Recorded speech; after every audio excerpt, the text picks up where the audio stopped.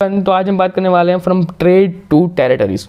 अगर सिंपल सी बात है, आपको कहीं ना कहीं एक चैप्टर के नाम के ऊपर से आपको कुछ ना कुछ आइडिया तो नॉर्मल आ जाएगा कि भाई चैप्टर कहीं ना कहीं ब्रिटिशर्स के ऊपर अब रहने वाला है, क्या फिर आप कह लो कि अब जो जितने आप चैप्टर्स पढ़ने वाले हो ना, वो ब्रिटिशर्स से रिलेटेड चीज़ों के अंदर आप ज़्यादा पढ़ने वाले हो। ठीक है, तो आपने माइंड सेट को क्लियर रखना, क्योंकि अब जो आप चीज़ें पढ़ोगे ना, उसमें आपके राजा रजौड़ा की बातें बहुत कम की जाएंगी। पर अब जो हम बातें करने वाले हैं वो हमेशा किसके बारे में बात करेंगे, ब्रिटिशर्स से रिलेटेड ज़्यादा से ज़्यादा बातें होने वाली है।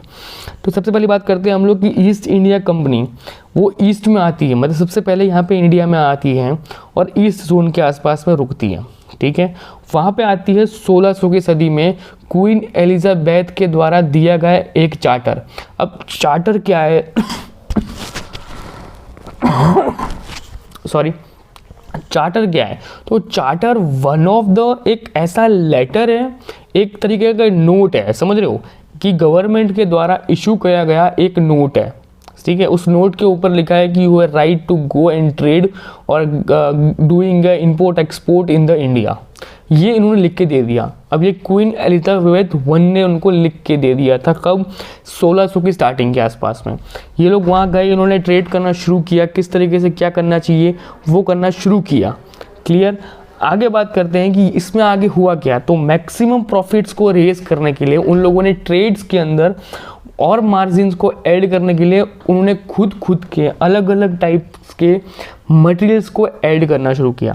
अब जो कुछ भी ऐड करना शुरू किया, फैक्ट्रीज को रखना शुरू किया, वो आपके कुछ थर्ड चैप्टर के अंदर है, बट मैं आपको थोड़ा सा ब्रीफ में बता देता हूँ। बट अब देखो, अब वहाँ तक का पहुँचने का भी सफ़र है ना, कि वो लोग आए और फैक्ट्री डाली, या फिर वो लोग आए उन्होंने रेवेन्यू जनरेट किया, वो लोग आए और यहाँ से कॉमन इंसान या फिर राजा रजवाड़ों से भी ज़्यादा उन्होंने प्रॉफिट अर्न किया, पैसा अर्न किया। तो किस तरीके से किया, यही आपको समझना है।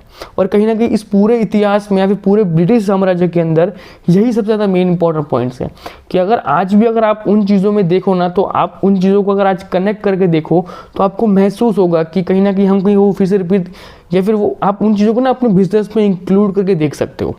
राइट, ये चीज़ें ऐसी होंगी जब आप इन फ्यूचर आप कुछ गवर्नमेंट जॉब की प्रिपरेशन नहीं कर चाहते और आप बोलोगे मुझे बिजनेसमैन करना है, तो आप इन चीज़ों में ध्यान रख सकते हो कि किस तरीके से एक इंसान आता है वो आपकी कंपनी के ऊपर राज कर सकता है इन फ्यूचर्स। राइट, तो आगे बात करते हैं कि East India comparing being a trade in a Bengal.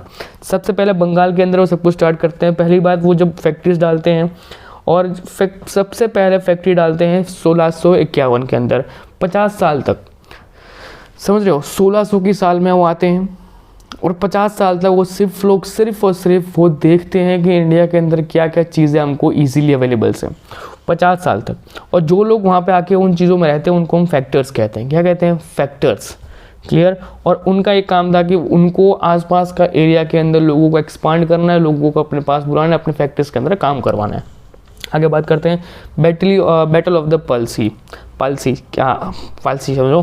ठीक है, ये सबसे ज़्यादा ना आपकी इम्पॉर्टेंट, सबसे ज़्यादा इम्पॉर्टेंट यहाँ पे आपको युद्ध माना जाएगा, पालसी का युद्ध।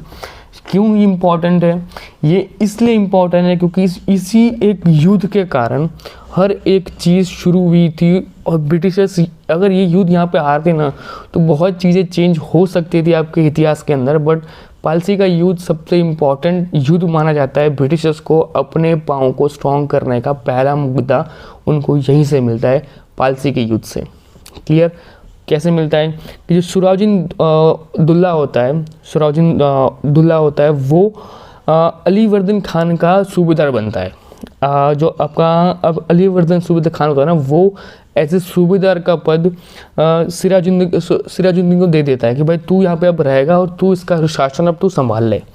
होता ये है कि सबसे पहले ईस्ट इंडिया कंपनी पालसी के युद्ध को शुरू करती है 1757 के अंदर, और रॉबर्ट क्लाइव, ठीक है, रॉबर्ट क्लाइव के नेतृत्व में जो ब्रिटिश आर्मी का लीडर होता है, कैप्टन होता है, वो बैटल करता है और उस बैटल को जीत जाता है, डंके की चोट पे जीतता है।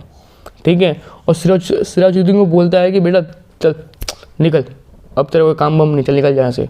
वो निकल जाता है। फिर दूसरा बैटल होती है, कौन सी? Battle of Buxar. अब बक्सर के टाइम पे ये होता है कि जो मीर जाफ़र होता है, याद रखना, मीर जाफ़र होता है बिकम द न्यू नवाब।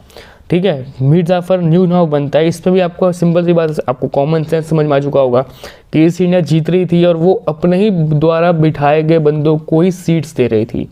अब कॉमन सेंस लगा लो, चाहे सिराजुद्दीन हो जाए, मीर जाफ़र हो जाए, वर्दीन खान हो जाए, अली ज़फ़र खान हो जाए, ये सारे के सारे बंगाल के आपके राजा थे।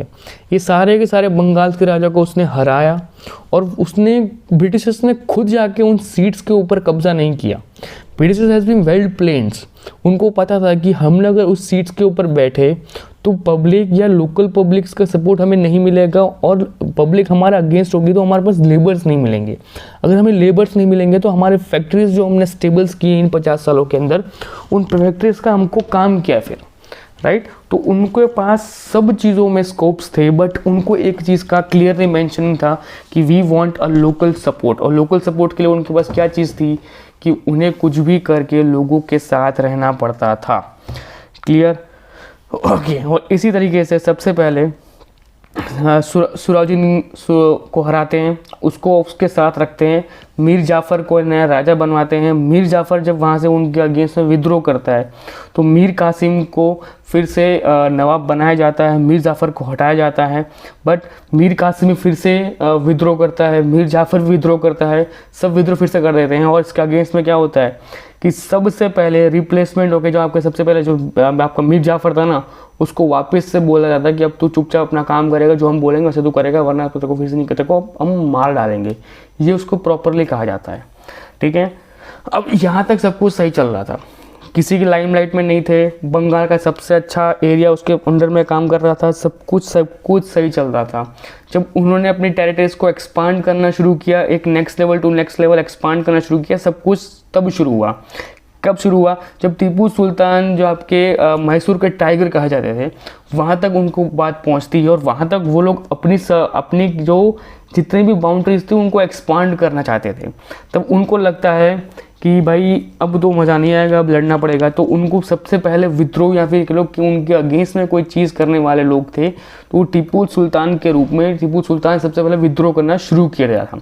मतलब सबसे पहले अपने आप को बचाने के लिए अगेंस्ट में खड़े हुए थे, ठीक है। कौन थे? तो हैदर अली उनके फादर थे, टीपू सुल्तान उनके सन का नाम था। Clear, okay. आगे बात करते हैं कि war with the Marathas. Maratha के साथ उन्होंने सबसे पहले अपनी ज़िंदगी की थर्ड या फिर लास्ट पानीपत का तीसरा और अंतिम युद्ध किया। ब्रिटिश लोग ने वहाँ पे अंतिम युद्ध किया। और इसके अंदर होता ये है कि मराठास यहाँ पे डिवाइड हो जाते हैं। इनका मकसद ये था कि दिल्ली से पूरे भारत के ऊपर शासन करना, होता है उसका उल्टा है, सब कुछ डिवाइड हो जाते हैं।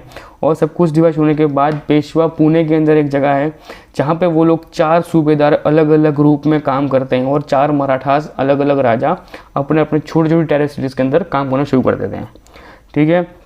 अब होता ये है कि जब ये सब कुछ हो रहा होता है तब अब उनको है ना दिमाग में चीज़ आती है ब्रिटिश लोगों के पास कि अगर हमको इनके साथ रहना या फिर इनके ऊपर हमें राज करना है ना, तो इनको पहली बात तो हमें कुछ ऐसी टर्म एंड कंडीशंस में कुछ चीज़ों में इनको फंसाना पड़ेगा जो इनको भी समझ में ना आए और हमारा प्रॉफिट हो, ठीक है। तो सबसे पहले वो लोग लेके आते हैं सब्सिडरी अलायंस। अब इसके अंदर होता ही है जो लॉर्ड वेल्सी लेके आता है, ठीक है, वेल्सी लेके आता है। ये लॉर्ड वेल्सी का एकमात्र स्टेटमेंट होता है, इसके अंदर ये कहता है कि ब्रिटिशर्स लोग जो कुछ भी काम करना चाहते हैं वो ट्रेड इंपोर्ट एक्सपोर्ट करेंगे, वो टैक्सेस नहीं देंगे, वो खुद के घर बना सकते हैं, खुद के महल बना सकते हैं और उन महलों की सुरक्षा के लिए वो ट्रूप्स को बुलाएंगे, अपनी आर्मीज़ को बुलाएंगे। और याद रखना, उन आर्मीज़ को जो वो लोग बाहर से बुला रहे हैं ना अपनी कंट्रीज से, उन आर्मीज़ को मेंटेन करने के लिए लोकल इंडियन आर्मी चाहिए।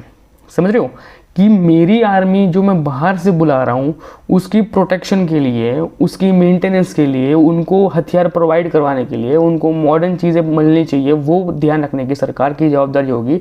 जो लोकल इंडियन राजा होंगे वो उसकी जवाबदारी होगी कि वो उन चीज़ों को प्रोवाइड करे। समझ रहे हो, ये पूरा का पूरा गेम किसका था?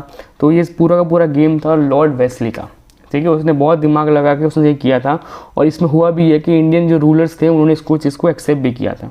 आगे बात करते हैं लेम्स के बारे में। अब इसमें ना आपका जो लॉर्ड डेलहाउसी थे ना, इन्होंने बहुत अच्छा गेम प्ले किया था। इनके पास एक चीज़ का तुरुक का इक्का था जो इन्होंने इस अलायंस के अंदर ऐड किया था। इन्होंने क्या ऐड किया था पता है?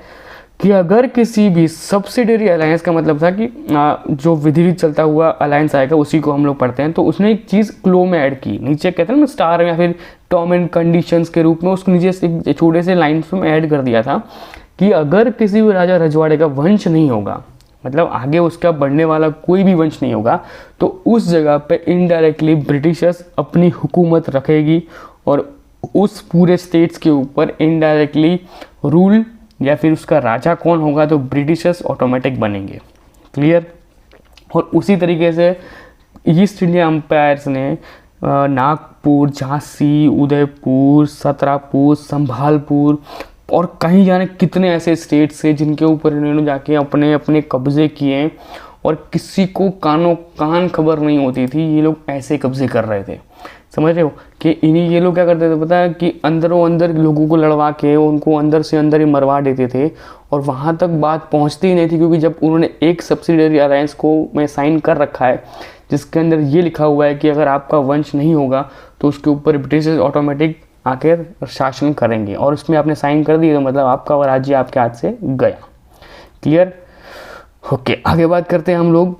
आपको जो बात करनी है, अब बीच में जितना पूरा को पार्ट दिया हुआ है आपको एक बार रीड करना है, और एक बार रीड करने के बाद आपको बहुत सारे आपके माइंड में जो कुछ भी ऐसे कुछ डाउट्स वगैरह हों वो आपके क्लियर हो जाएंगे जब आप इनको फिर से रीड कर लोगे।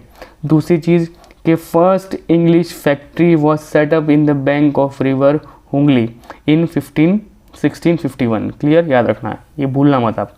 बाद में ये जो पूरा का पूरा after death of Aurangzeb the Bengal nawab, ये पूरी की पूरी सुराउद्दीन या फिर अलविद खदी खान, ये जितनी पूरी की पूरी जो स्टोरीज़ है ना इनको एक बार रीड आउट कर लेना। मीर जाफर की स्टोरी को रीड करना, किस तरीके से वो विद्रोह करता है, किस तरीके से उसको हटा के फिर से किसको ये अपना सुराउद्दीन को वापस लेके आते हैं, सुराउद्दीन फिर से उसका विद्रोह करता है, उसको फिर से निकाला जाता है, फिर मीर कासिम आता है, मीर कासिम को निकाल कर फिर से मीर जाफ़र को रखा जाता है।